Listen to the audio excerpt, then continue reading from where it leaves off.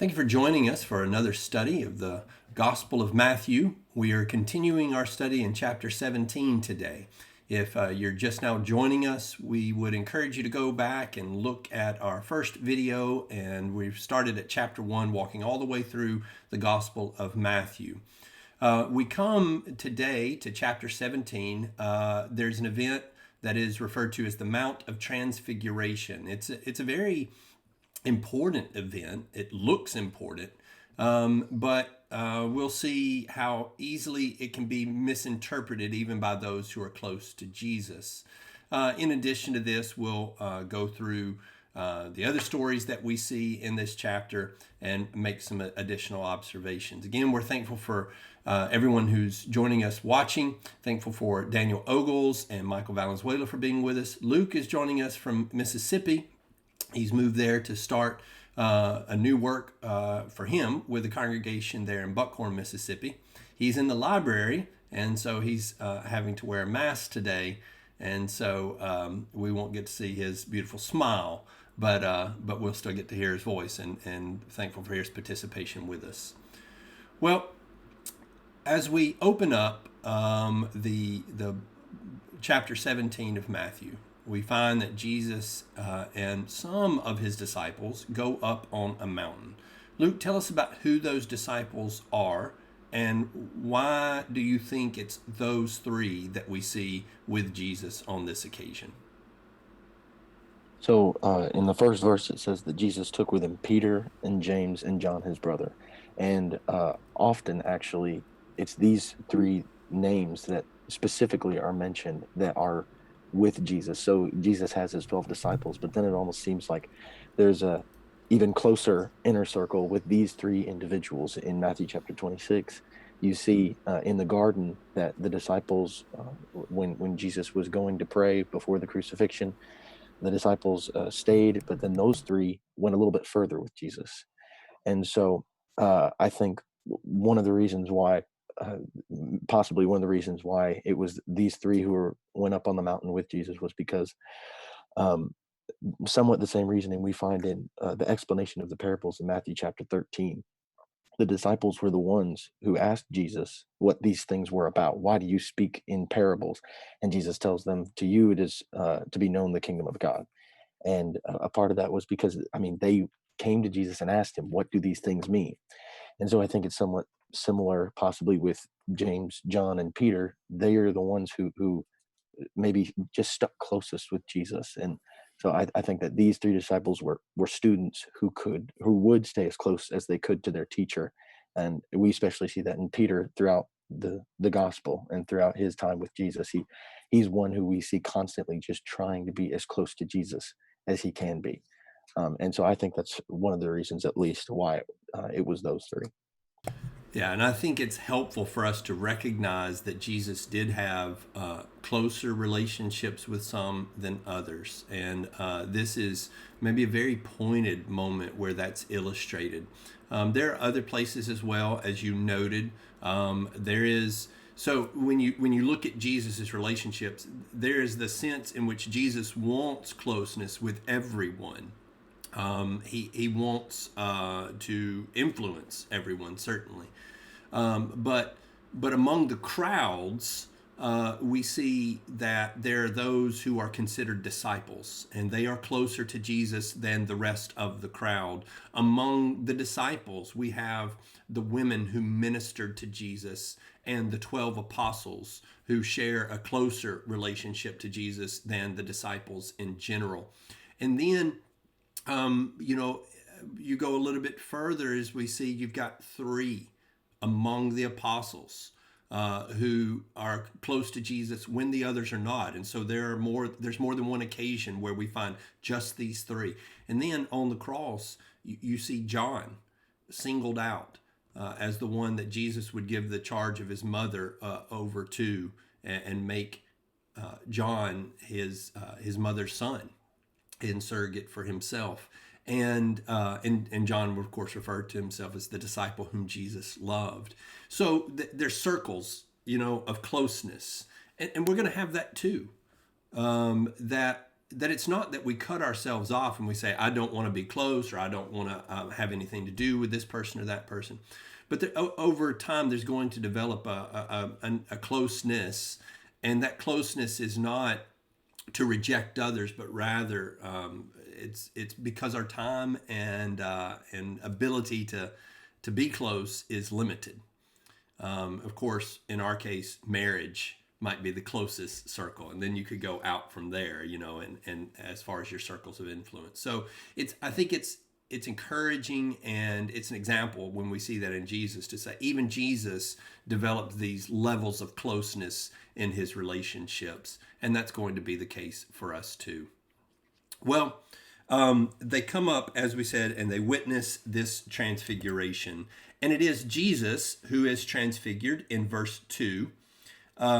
He was transfigured before them, and his face shone like the sun, and his garments became white as light. And so the idea of the transfiguration is Jesus himself changes in appearance, the brightness and the glory shining forth. But in addition to that, we see two others who appeared beside him. And so, Michael, who are those that appear beside him, and why do you think it's those two that make this appearance?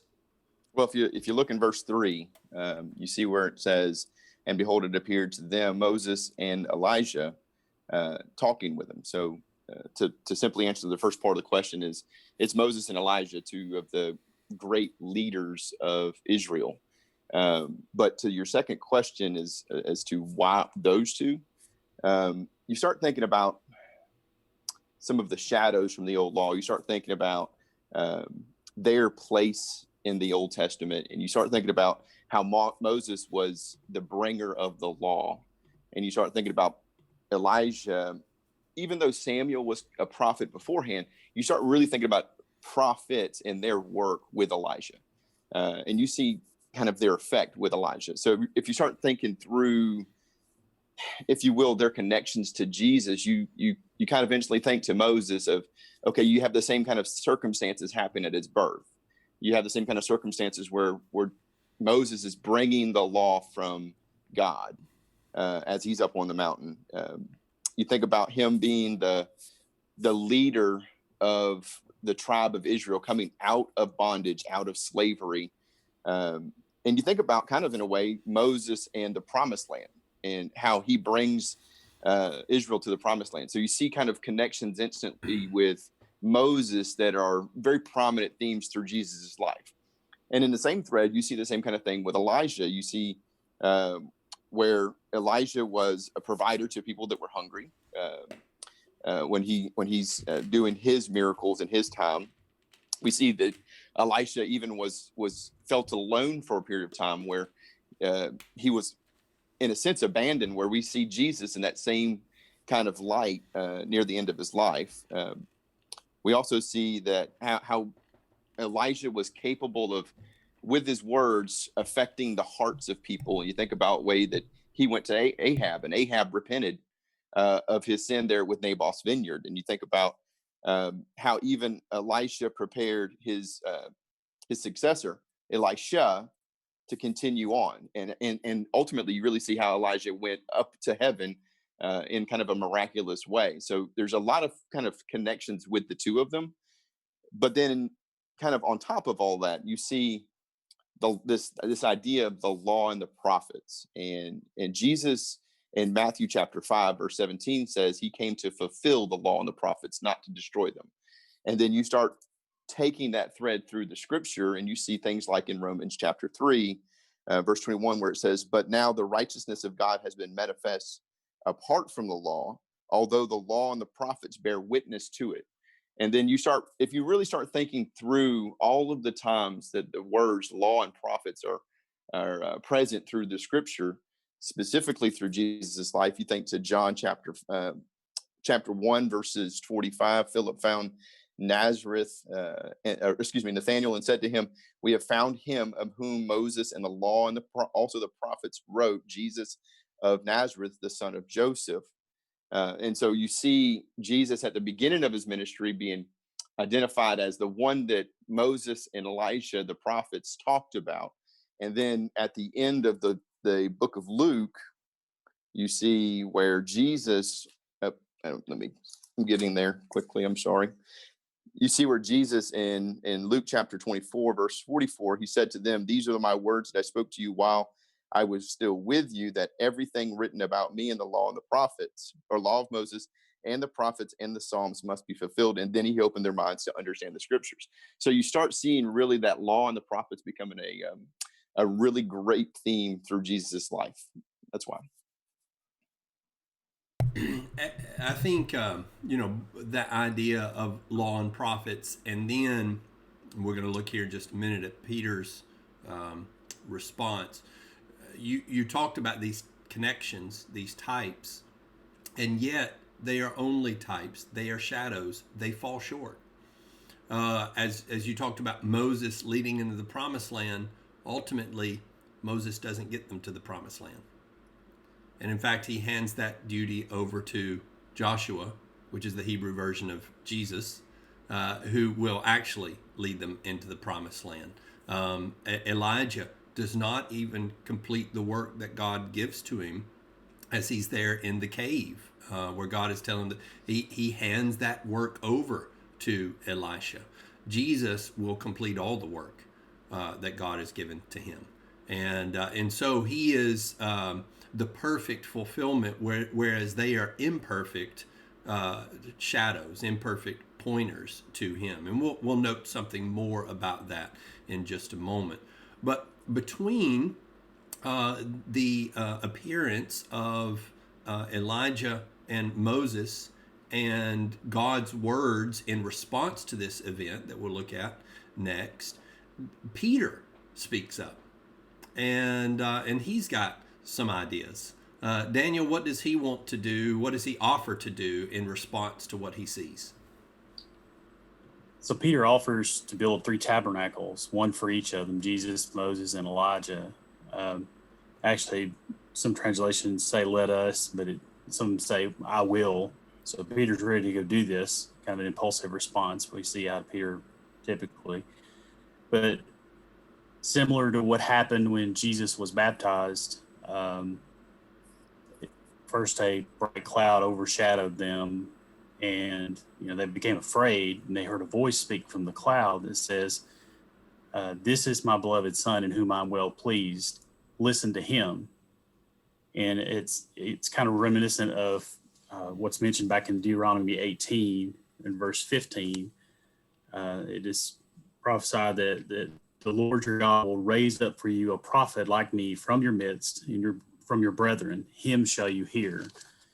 So this is another endorsement of Jesus by God directly. And don't focus on Moses or Elijah here. Focus on what Jesus is telling you. Focus on him. He's where things are coming from at this point.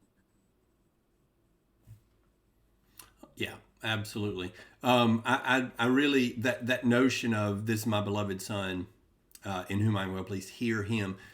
You think here are the representations of the law and the prophets. These are the foundations of everything the Jews believe, the law and the prophets.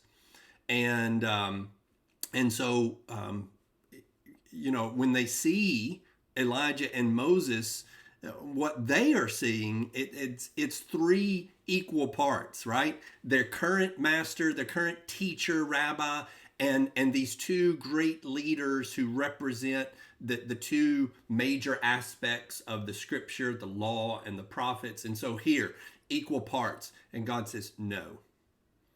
These 2 fade away, and his Son remains, and he says, hear him. It is very reminiscent of Hebrews chapter 1. In these latter days, he has spoken to us through his Son. Right? In the former times, he spoke to us this way. Now he's spoken to us through the Son. And to the point that Michael made earlier, that he came to fulfill the law and the prophets. This is not a scene where Jesus is conquering Moses and Elijah. Rather, they have a conversation. And I love that sort of almost tidbit of information that when they appear, it's not just a vision an image, like seeing a holographic image or something like that.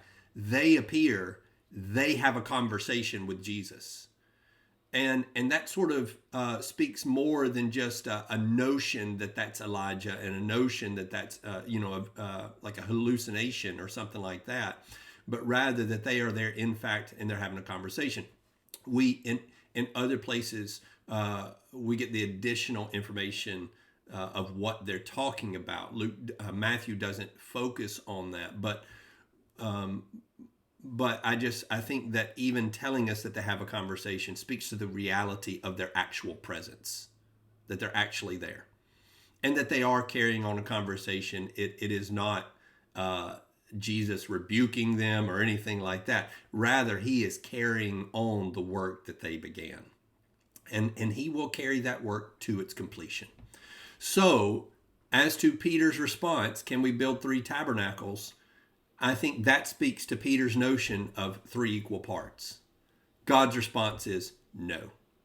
No, there's one of these that is above the others, and I want you to listen to him.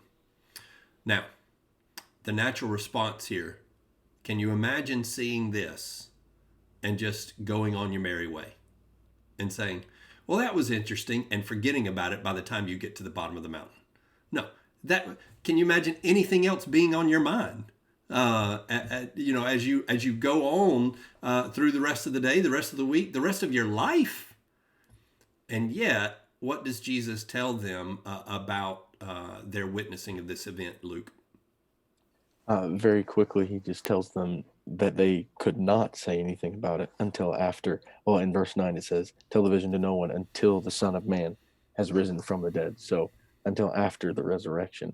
And just a little bit more information on this. Peter does, in fact, retell this story at least a little bit.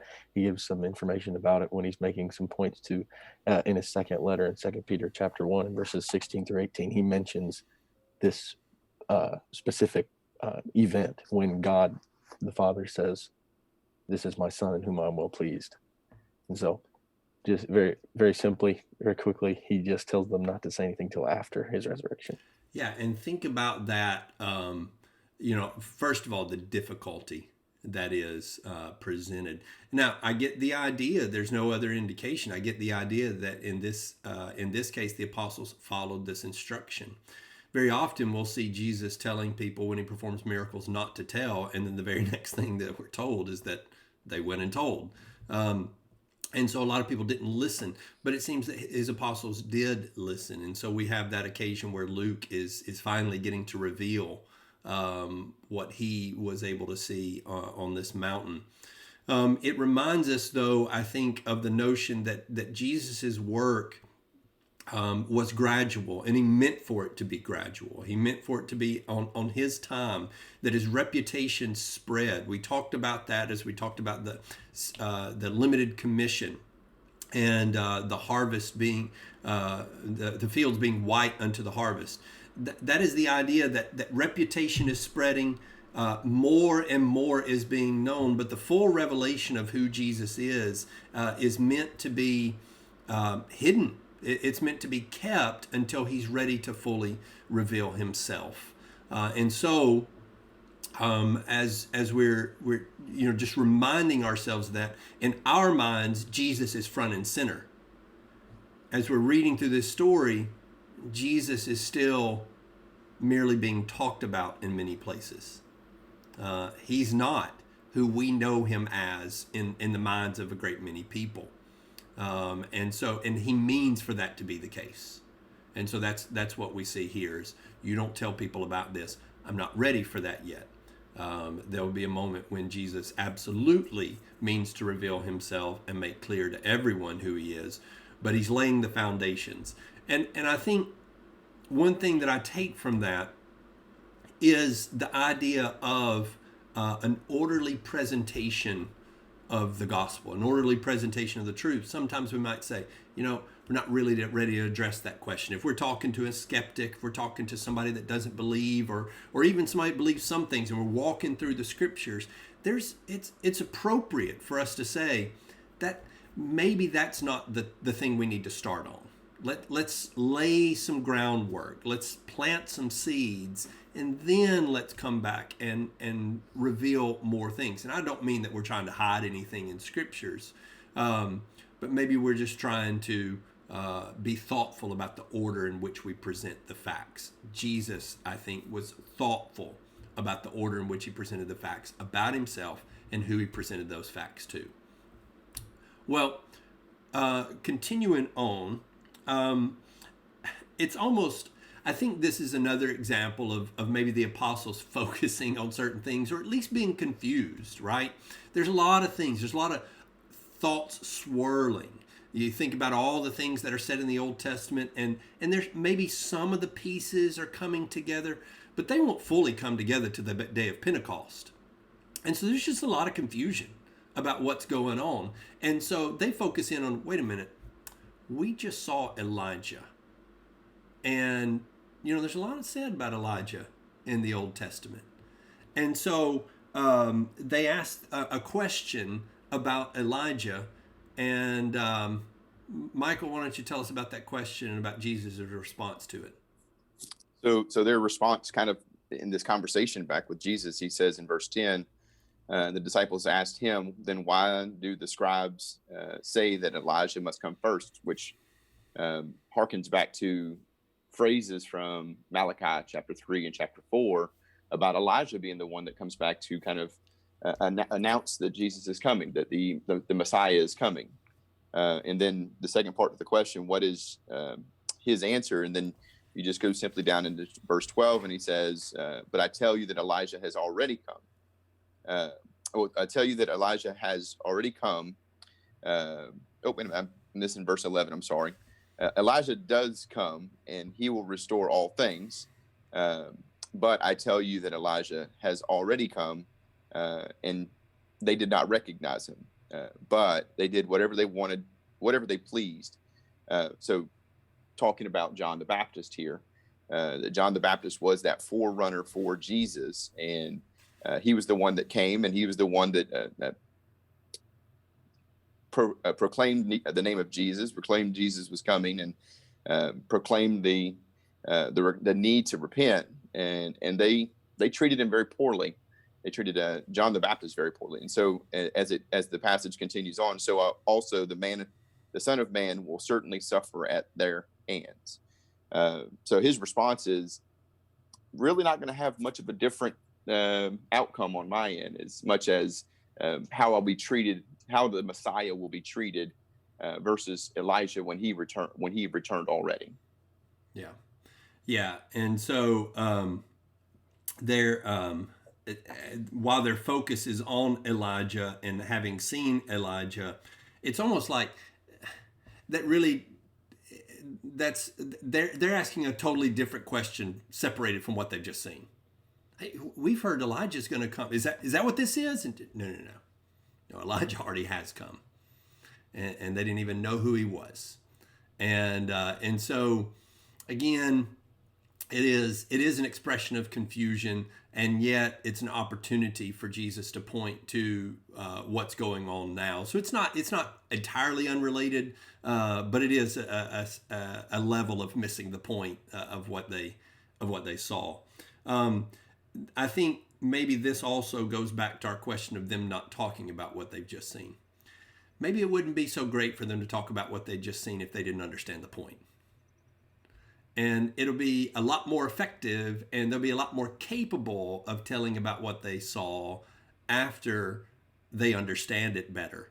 Can you imagine them going and they missed it, and they're telling everybody, Moses and Elijah are back? No. That's not what you just saw. and that the realization of that will come more later. So I think this question kind of reveals some more misunderstanding. But then it also gives us an opportunity to point back to John the Baptist, and they do understand that. It tells us that they got that, and so at least they did grasp that concept.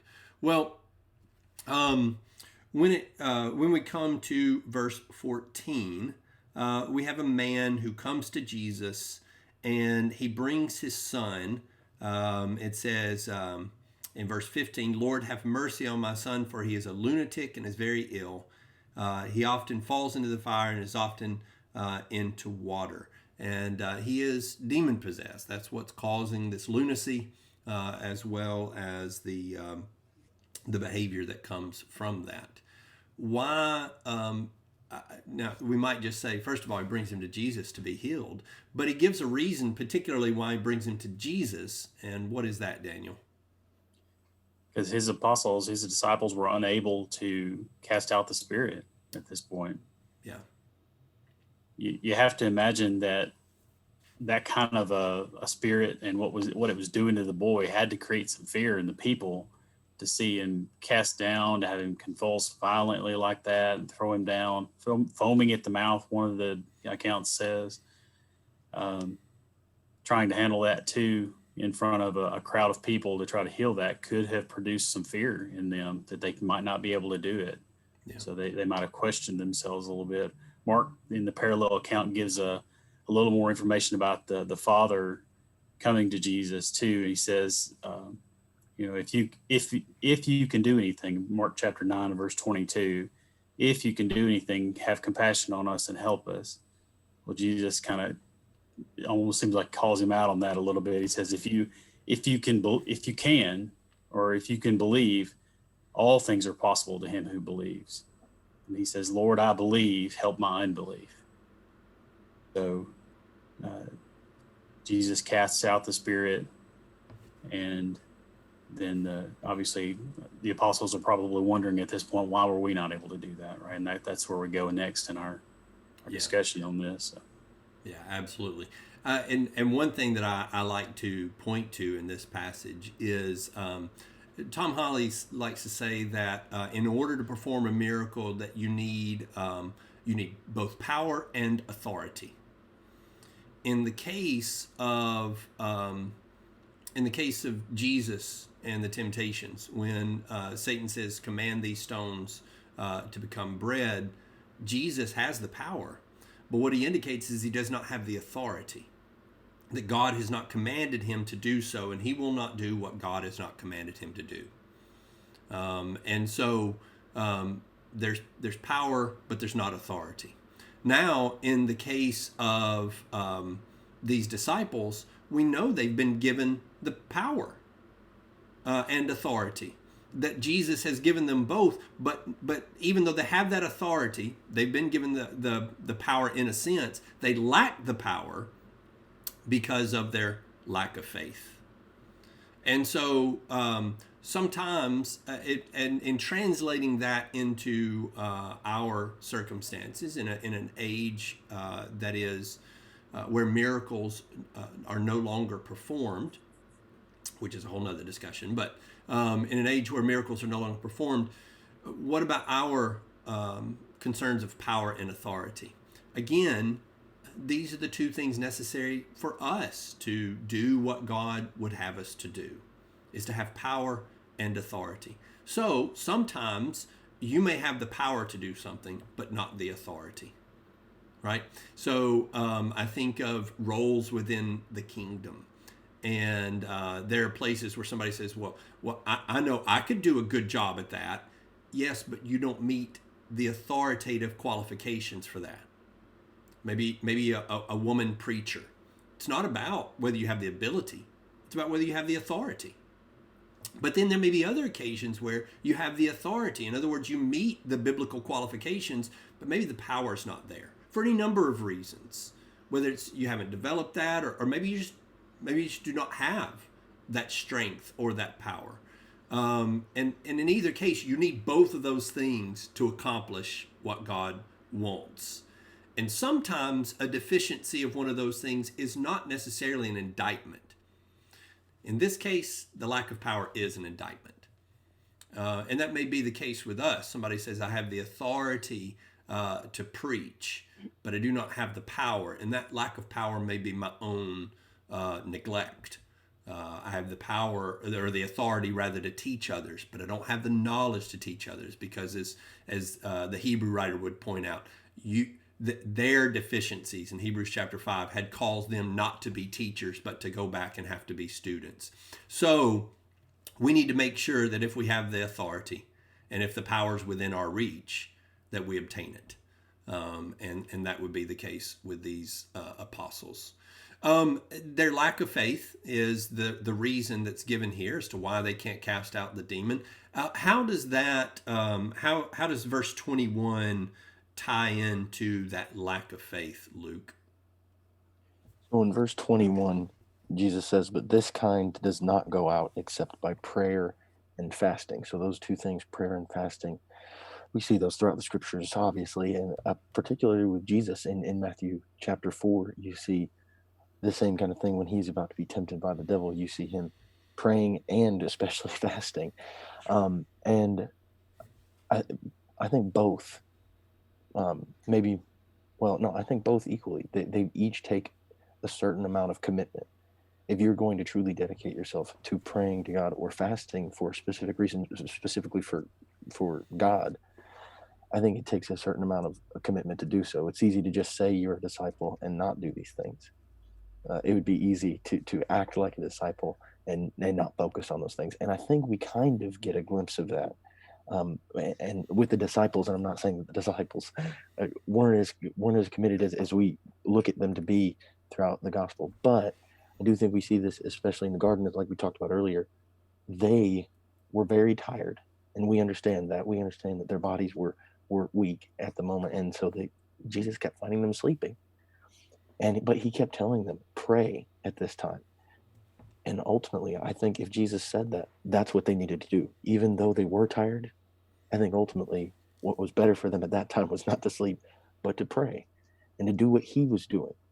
And I think sometimes thinking about that, maybe had they done that, they wouldn't have been more reason for Jesus to feel pain when he was crucified, because they didn't have the strength to stay with him or to be a pillar of strength. Rather, they were a painful memory because they fled from him and left him to be and abandoned him to be arrested and crucified without them essentially as a support of some sort. Yeah. So I think Jesus shows us how to be strong in the hard encounters by showing us by his own example how to prepare for them in even just the passing moments with prayer and fasting specifically. Yeah, and when you when we think about the focus of prayer and fasting, it is on God, and I think we are very want to look to prayer and fasting as a last resort, right? If we in all of our efforts have failed, finally we will turn to God. And maybe this speaks to the fact that they had been seeing the things that they had done, and they had gotten away from their reliance on God and from the focus being on the power that comes from him as opposed to themselves being the source of that power. They did lack faith. And the idea here is that Jesus is saying that this requires that maybe some of the things that they were doing, the miracles that they were doing, required more faith than others, or maybe it's all equal, but their faith had been declining because it can begin to be focused more here. We need to be people who pray to God not because failure and difficulty drives us there, though. If they do drive us there, then let's start there. But we need to certainly be a people of prayer and fasting, even when desperation has not driven us there. And so I think that rebuke, that instruction there suggests that there was a failure here. And that failure goes right along with the failure of faith to pray and fast. One more thing I would note, depending on what translation you're using, verse 21 may either be absent or it may have a footnote saying this is not in earlier manuscripts. I've seen some things going around about certain translations leaving verses out of the Bible. This would be one of those verses, but I just want to speak to that for a moment. The reason it's left out of certain translations is because it's not in earlier manuscripts. The reason that that's not particularly disconcerting as far as the discrepancy among manuscripts is because this is in the Gospel of Luke. Anytime you see a verse left out that's not in one or more manuscripts, there is potential for that to have not been in the original. That's true. But if you remove all of those verses, which some translations do, the ESV removes several of those. I think Holman Christian Standard removes them. And the New American Standard just indicates by footnote that those weren't in earlier manuscripts. If you remove all of them, none of those verses are such that they're not, at least the concepts, are not repeated elsewhere. So it's not like we're losing some doctrinal reality and the whole paradigm is shifting. If Matthew did not record Jesus saying this, then Mark did. And so don't be alarmed. And some of the things that have been being posted about those things are sort of alarmist, as if there's some conspiracy. It's not really a conspiracy so much as just trying to determine what's in the original. But either way, it's not as if this verse being there or not being there changes our whole mindset about what Jesus teaches here or anywhere else, frankly. All right. Well, before we get into this last little story, there's a brief, encounter between Jesus and his apostles. He tells them what's going to happen to the Son of Man. What does he reveal is going to happen to the Son of Man, Michael? Well, the brief interlude here is that the Son of Man is to be delivered into the hands of men, and they will kill him. He'll be raised on the third day, and then they were greatly distressed. So this interlude, if you will, is quite distressing to the guys.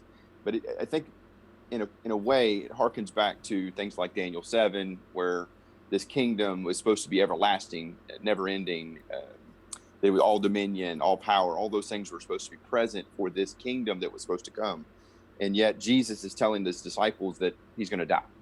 So those two things don't marry very well. So you think forward back into the text a little bit, Matthew, he refers to this a couple of times, once in chapter 16, which was last week, and once in chapter 20, where the Son of Man was supposed to be delivered over into the hands of men and ultimately destroyed. But when you think about moving forward, the disciples would come back to recall that, because that becomes that becomes the gospel. That really does, that becomes the gospel message.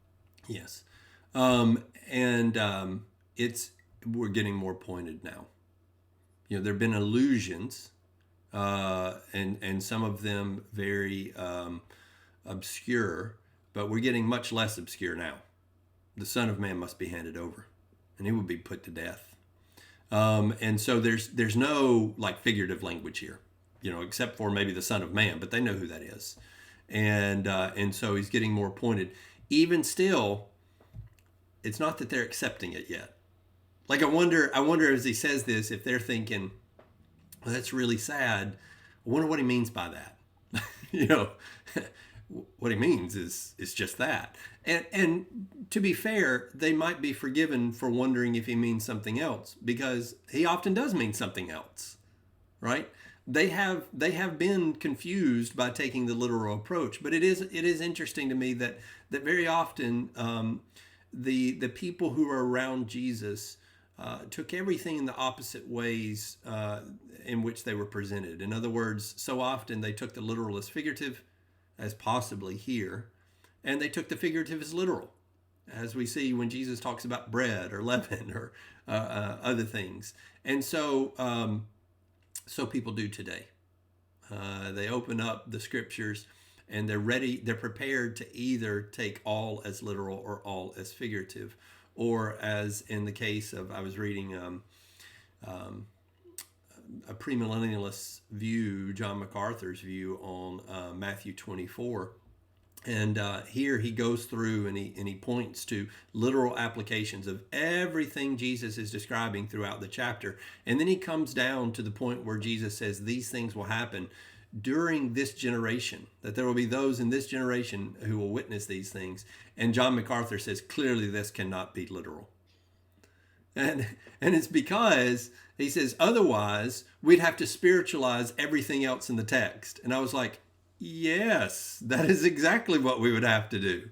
We'll talk more about that when we get to Matthew chapter 24. But I think that's just it's an interesting thing that we see that people have a hard time accepting as literal the things that they don't like, and they try to find a figurative way to interpret those things. Maybe that's what happens here, not because of what we see in this moment of text, but as we continue to go on, we see that rejection of this message that suggests that they didn't fully process it. And so maybe at this moment it's, well, they're sad. So then as we go on, they're like, well, that can't be right. We move quickly on from that to verse 24. And when they came to Capernaum, it says, those who collected the 2 drachma tax came to Peter. What was the purpose of this tax, Daniel? So your translation calls it a 2 drachma tax. The New King James calls it a temple tax. Mm-hmm. If we go back to Exodus chapter 30, we can see when this was established. This was the atonement money or ransom money that was to be collected of everyone, a half a shekel per person at the time of the census. Verse 16 specifically refers to it as the atonement money of the children of Israel. Verse 12 of chapter 30 says, when you take the census of the children of Israel for their number, then every man shall give a ransom for himself to the Lord when you number them, that there may be no plague among them when you number them. And verse 14 also mentions that everyone, including those who were numbered from 20 years old and above, kind of gives us a bit of information. I think we've mentioned on a previous class before that Peter was at least 20 years old at this point, because we can see that because he pays the tax. We see later for him and for Jesus. But this was established for the care of the temple and taking care of the service of the temple. Yeah, and there are some indications, historical indications, that there might have been some controversy that surrounded this particular tax. Remember, at this point, we are dealing with the temple that was built by Herod. And so there's controversy over the temple from the standpoint of Jewish people. They do use it and they do recognize it as the temple in which they worship and so forth. And yet it is not fully Jewish. It is there's a mixture because Roman money, Roman government oversaw the construction of this temple. It's a state project as opposed to just the religious project. So there's some intermingling of loyalty in the support of that temple. And there are Jews, the zealots perhaps, who would not pay this particular tax. And so, like the question of paying taxes to Caesar, maybe we have another challenge of where does Jesus come down on this question? And so that's, as I say, that's some historical indicators, but I do think that would fall in line. You know, every time they come and ask this kind of a question, they're usually trying to put Jesus in a tight spot and figure out where he's going to come down. Luke, how does he respond? Well, first of all, let me say this. They asked Peter, and Peter's response is what? What does he say? So yes, he does. Yeah, absolutely. Let me go ask him. As usual, Peter speaks first and then thinks about whether or not his answer was actually correct. So he goes to Jesus, and there's a couple of things that are interesting. Not only Jesus' response, but it's Matthew says something interesting about Jesus' response when Peter walks in. How does it start there, Luke? In verse 25, it says, he said yes, and when he came into the house, Jesus spoke to him first, saying, "What do you think, Simon? Yeah. From whom do the kings of the earth collect customs or poll tax? From their sons or from strangers?" And when Peter said, from strangers, Jesus said to him, then the sons are exempt. And before I continue on, were you going to say something more about Well, that? just that Jesus doesn't even wait for Peter to come in and speak.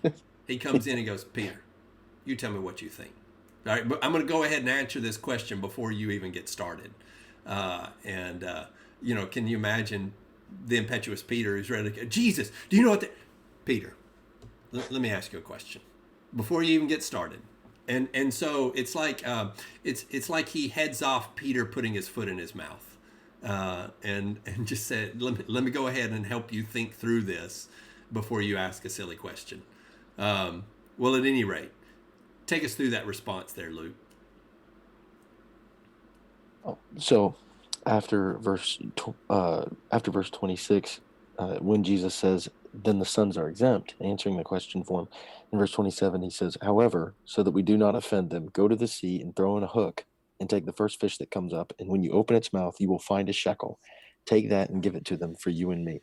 So first of all, as we've kind of gone through some of this discussion already, it's kind of hard not to find some of it humorous, just to see how Jesus kind of heads off in answering Peter's question, and especially when you take that and you definitely see some clear and obvious applications to our own lives. Maybe a couple times that's happened to us, but then you get to verse 27, and I do think that there's something very impactful here in Jesus's response. However, so that we do not offend them. The footnote in the New American Standard Version of when it says offend them has to cause them to stumble. So again, we see another reference to a stumbling block, causing your brethren to stumble. And so I think that's important to note, because we have that same command in the New Testament church. If we're Christians, we have the same command not to cause our brethren to stumble. Do our best not to cause them to stumble. And often that's very hard for us, especially today. But I think it's amazing that even the Lord himself worked so hard as to not cause his people to stumble. The Lord himself, I mean, he didn't have to, but for their sakes, so that he would not offend them, so that he would not cause them to stumble, he did so, and he paid the temple tax. And again, I just think it's another instance where the Lord provides us with an example of how he expected us to treat our brethren by living it. And it's just because he is the Lord. I mean, he didn't have to, but he did. And so how much more do we need to? Yeah, and if what's happening is the challenge of what to do about this, particular question of whether to pay the tax or not, then think about that response from the standpoint of Jesus saying, I actually have a good reason not to pay it. Right? I've got a better, if anybody's got a right to refuse paying this tax, it's me. And it's on this basis. Ooh. But I will pay it. I will pay it for this reason. And so there is, I think the idea of Jesus pointing out that, here's this challenge, do you pay it or not? And him saying on the first place, I don't have to. And in the second place, but there's nothing wrong with paying this if it helps, keep other people from stumbling. So absolutely, I'll pay this tax. So again, Jesus meets that challenge by not clearly taking one side or the other. In fact, sort of making the case for both sides, if you will, of the not paying it, but then also a valid reason for paying it. And then, of course, we focus in on that. We miss the miracle of, hey, go catch a fish and look in its mouth and take money out of the fish's mouth and go pay the tax. And so, think about, it's almost like that's a buy, just along the side there, but how it lends authority to the words that he just said. I'll pay this. I'll pay it in a way that shows who I am.